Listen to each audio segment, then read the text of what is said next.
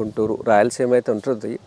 ఆ కల్చర్ కొంచెం అక్కడ ఉంది కాబట్టి ముఖ్యంగా ఆంధ్రాలో ఈ కృష్ణా గుంటూరు కృష్ణా గోదావరి జిల్లాలో అయితే కల్చరే లేదు. ఇప్పుడు మొన్న ఏమో చేపల చెరువులు చేశారు, ఇంకా అలా లేవు. కృతజ్ఞత భావం ఉండాలి కదండి, మరి అది లేదు. కృష్ణుడితో తిరిగిన ఆవులు గిర్రావులు అంటారు. గిర్రావులు అంటారా? ఇవన్నీ అవి. మీరు తీసుకొచ్చినప్పుడు ఎన్ని తీసుకొచ్చారు, ఇప్పుడు ఎన్ని వేసారు? ఇప్పుడు నాకు 100 ఆవులు ఉన్నాయండి. కృష్ణాలో ఒక 50-60 ఉంటాయి, ఇక్కడ ఒక 50-60 ఉంటాయి. ఇప్పుడు మిగిలిన రైతులకి ఇచ్చేస్తూ ఉంటాం. కృష్ణా జిల్లాలో ఇక్కడ 2 చోట్ల 2 చోట్ల క్షేత్రం రైతులకి ఇస్తారా? ఎక్స్ట్రా ఉన్నాయి, ఇచ్చేస్తూ ఉంటా. నేను ఇంత పెట్టుకుని తెత్తమే ఇచ్చేస్తాను. గేదెలు ఏం లేవు, మొత్తం అన్నీ ఆవులే. గేది మన కల్చర్లో లేదండి, మధ్యలో వచ్చింది అది. మీరు శాస్త్రాలు చూడండి, కృష్ణుడు వెనక ఏముంది? గోవు ఉందా, గేదె ఉందా కదా. ఇది ఎప్పటి నుంచి జరుగుతుంది?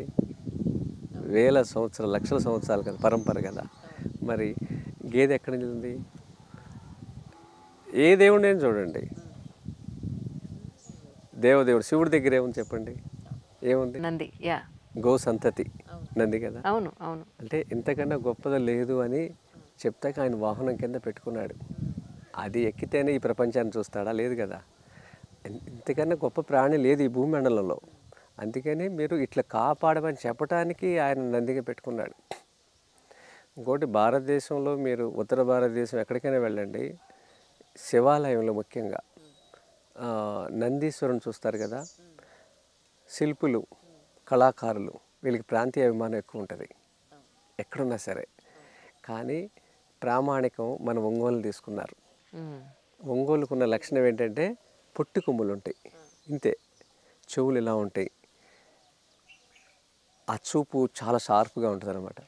అదే తీసుకున్నారు. మరి గుజరాత్లో ఉన్న సోమనాథ్ మందిరంలో అక్కడ వాళ్ళ గిర్రు సంబంధించిన నందిని పెట్టుకోవచ్చు కదా. గిర్రు కొమ్ములలో మీరు చూపిస్తే ఎలా ఉంటాయి. ఏ శిల్పి కూడా మన ఒంగోలునే ప్రామాణికంగా తీసుకున్నారు. ప్రపంచంలో ఎంతకన్నా గొప్ప జంతువు ఇంకోటి లేదు. ఒంగోలు గొప్పతనం ఏంటంటే -2 degreesలో కూడా అది బతుకుద్ది, 65 degreesలో కూడా అది బతుకుద్ది.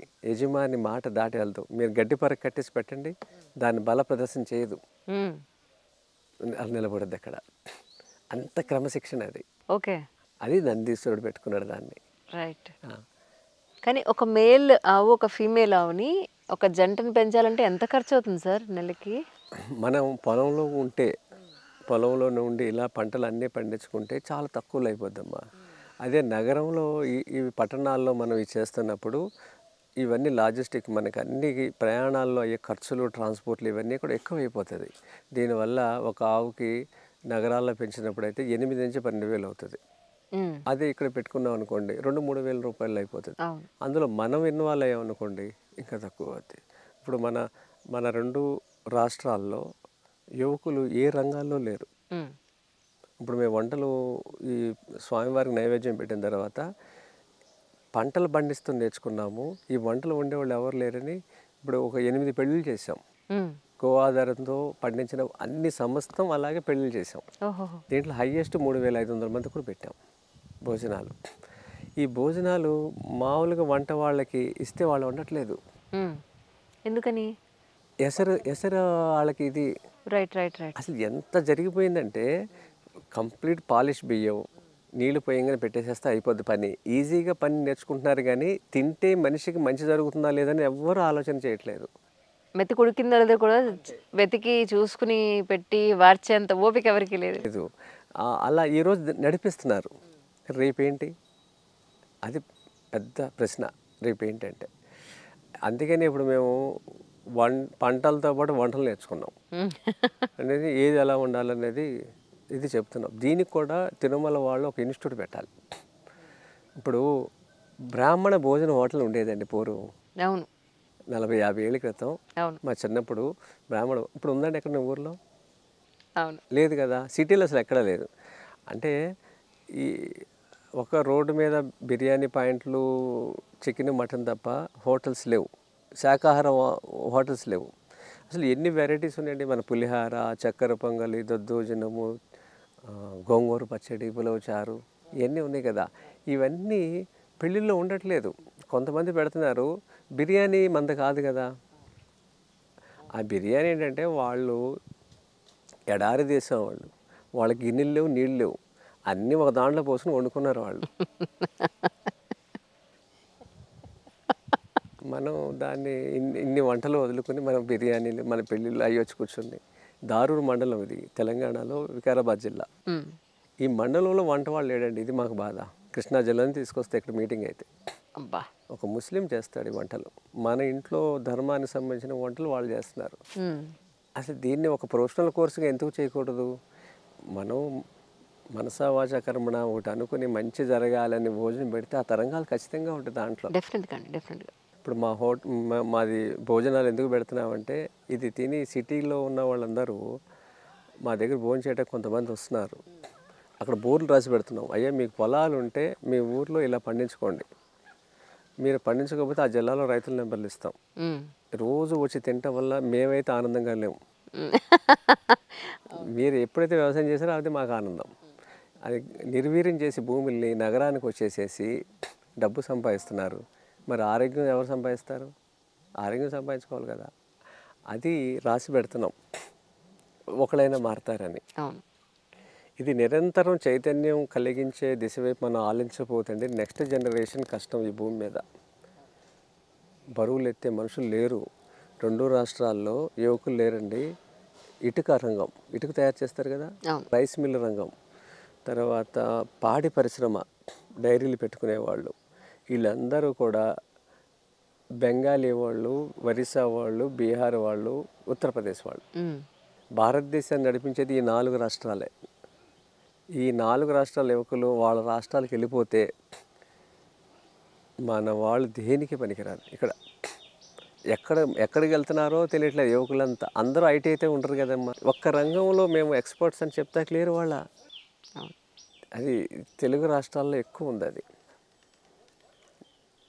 ఏ పనిలోనూ నిష్ఠాతులు లేరు. అందుకని భోజనం పెడతామనే కల్చర్ తీసుకొస్తే బాగుంటుంది అనేది, దీన్ని ఉపాధి కిందగా పెట్టుకుంటే. మేము పాలమూరులో ఒక పెళ్లి చేసాము కరెక్ట్గా డిసెంబర్లోనే, 1 year బ్యాక్. ఆయన బయట ఈ భోజనం చేయడానికి 2500 మందికి 9 లక్షలు కొటేషన్ ఇచ్చాడంట. బయట కెమికల్ ఫార్మర్ అవన్నీ బయట వస్తువులే. మేము ఏం చేసాము, ఆ జిల్లాలో పాలమూరులో ఏ రైతులు ఉన్నారో ఆ రైతు నెంబర్లో ఆయనకి ఇచ్చాం. వంట వాడిని మేము పంపించాం.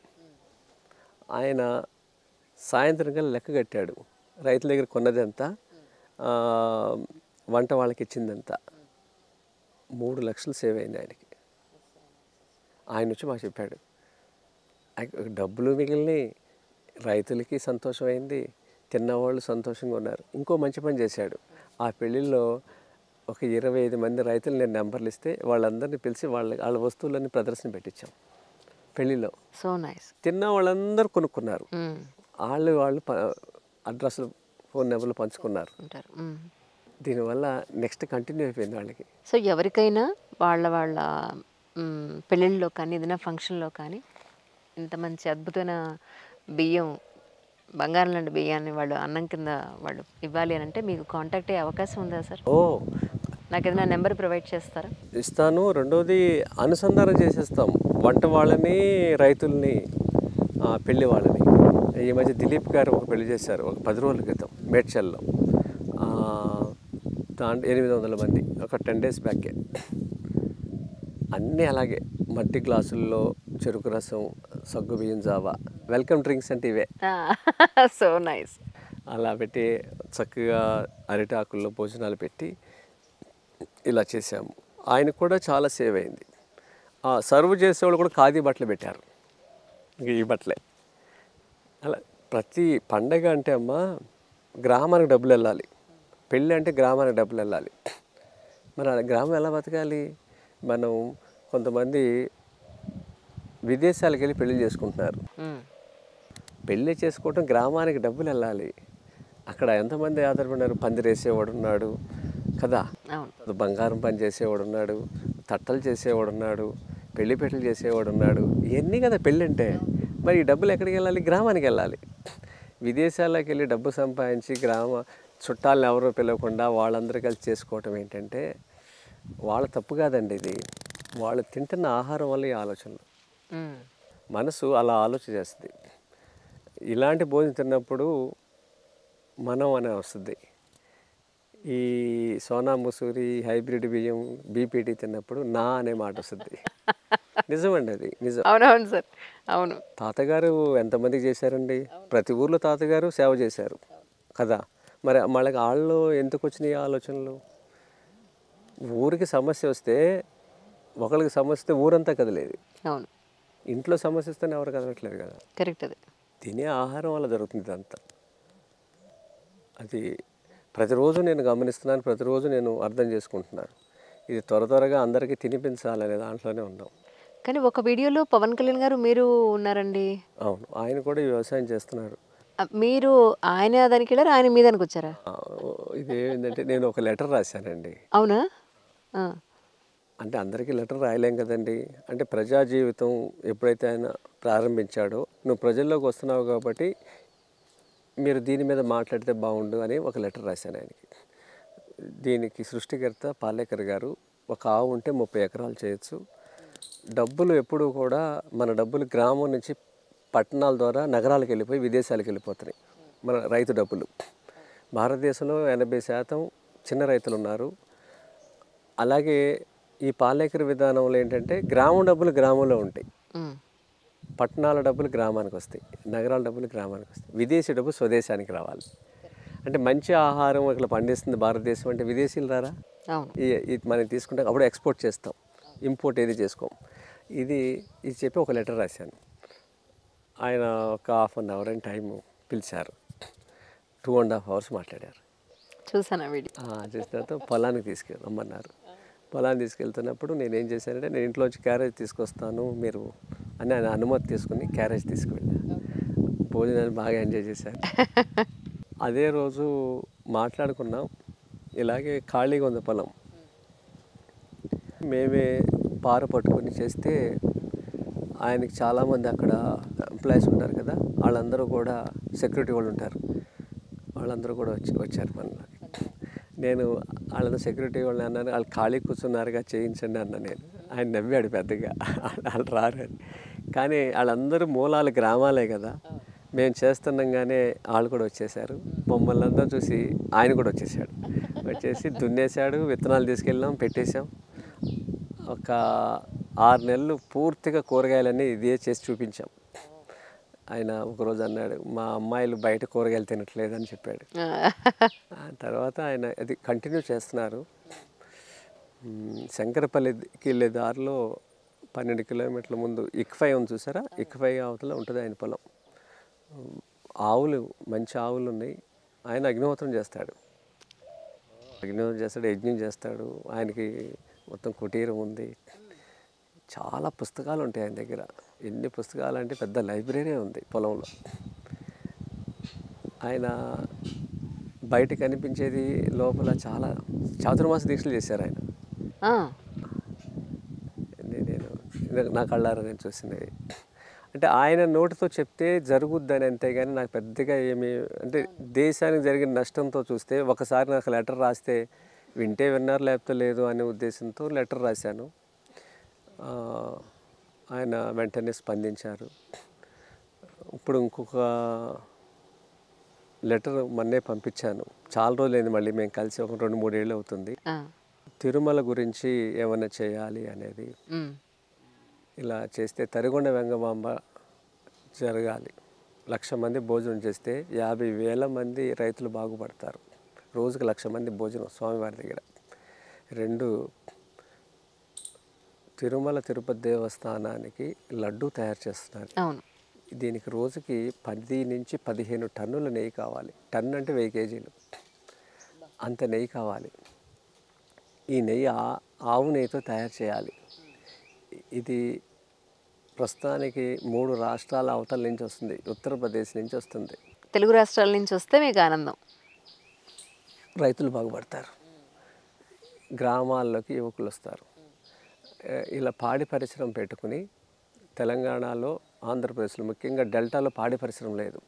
భూమిని ఎత్తు చేసుకుని మాగాడుల్ని ఎత్తు మీద గడ్డి పెంచి, దీనికి కూడా స్వామి దయ్యేనండి ఇదంతా. 3 రోజుల క్రితం గుజరాత్ నుంచి నాకు ఫోన్ వచ్చింది. ఉమ్.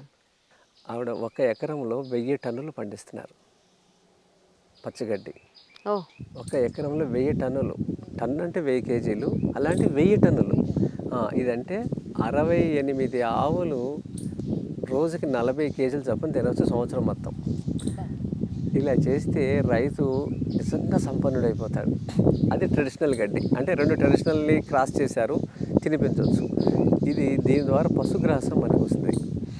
చాలామంది వరి పండిస్తాం వల్ల ఆదాయం లేదు. 2 వరి గడ్డి కొంచెం మారుతుంటే మిషన్లతో కట్ చేయడం వల్ల తినడానికి యోగ్యత లేదు ఆవులకి, మిషన్లతో కట్ చేయడం వల్ల. ఈ పశుగ్రాసం పెట్టుకుని ఇలా చేస్తే వరి కన్నా 10 టైమ్స్ ఎక్కువ ఆదాయం వస్తుంది. 10 టైమ్స్. 2.5 నుంచి 3 లక్షల రూపాయలు గ్రామంలో యువకులు సంపాదిస్తే 1 ఎకరం ద్వారా, మళ్ళీ పేడ ద్వారా, ఎరువు ద్వారా ఒక ఆదాయము, మజ్జిగ ద్వారా ఒక ఆదాయము. ఈ నెయ్యిని కొండకు పంపించాలి. ఇది మీరు రేపు ఎన్నికల్లో వాగ్దానంలో పెట్టండి. యువకులను ఆకర్షించడానికి మీరు చేయాలి. మన కొండ మన స్వామికి ఎక్కడో నుంచి తెచ్చుకోవటం ఏంటి నెయ్య? అది 390 రూపాయలు నెయ్య. అలా కాదు కదా, స్వచ్ఛమైన ఆవు నెయ్యి తినిపించాలి. కొండ మీదకి వచ్చేవాళ్ళు ఖచ్చితంగా 10 లడ్డులు దొరకపోయినా స్వచ్ఛమైన ఆవు నెయ్యి 1 లడ్డు దొరికినా చాలు కదా. కరెక్ట్ అండి. ఇది మీరు కొండని ఆధారంగా చేసుకుని, గుడిని ఆధారంగా చేసుకుని కల్చర్ని చూపించాలి మనం. ఏ రాజకీయ పార్టీ మాట్లాడలేదు దీని గురించి. మీరు చేయండి అని చెప్పి 4 రోజుల క్రితం లెటర్ పంపించి ఇక్కడికి వచ్చా. లెటర్ చదివాను, నచ్చింది. నేను ఎలక్షన్ క్యాంపెయిన్లో వచ్చినా పిలుస్తాను అన్నారు. అది కానీ జరిగితే మళ్ళీ భారతదేశం మన 2 రాష్ట్రాలు మళ్ళీ ఆ పూర్వ వైభవం, ఇన్ని గోవులతో నడయాడుతుంది ప్రతి ఇల్లు. గోవు తప్ప ఇంక ఈ భూమి మీద ఏది లేదండి. గోవు ఉంటేనే మనిషి, గోవు లేకపోతే మనిషి కూడా ఉండడు ఈ భూమి మీద. గోమయం భూమికి శ్వాసనిస్తుంది అన్నమాట, భూదేవికి. అయితే భూదేవి కూడా గొడ్రాలు అయిపోద్ది. వానపాము ఏం చేస్తుందంటే సైంటిఫిక్గా మీరు, అంటే నేను సబ్జెక్ట్లోకి వెళ్ళలేదు వాళ్ళ, వానపాము పుట్టుద్ది గోమయంతో. అది ఏం చేస్తుందంటే 16 అడుగులు భూమి దున్నుతుంది. అవునండి, అవును, మీరు ఒక వీడియోలో చెప్తే నేను చూశాను. W ఆకారంలో అది భూమికి ప్రాణవాయువుని అందిస్తుంది. వర్షపు నీళ్ళు తాగేస్తుంది అనమాట.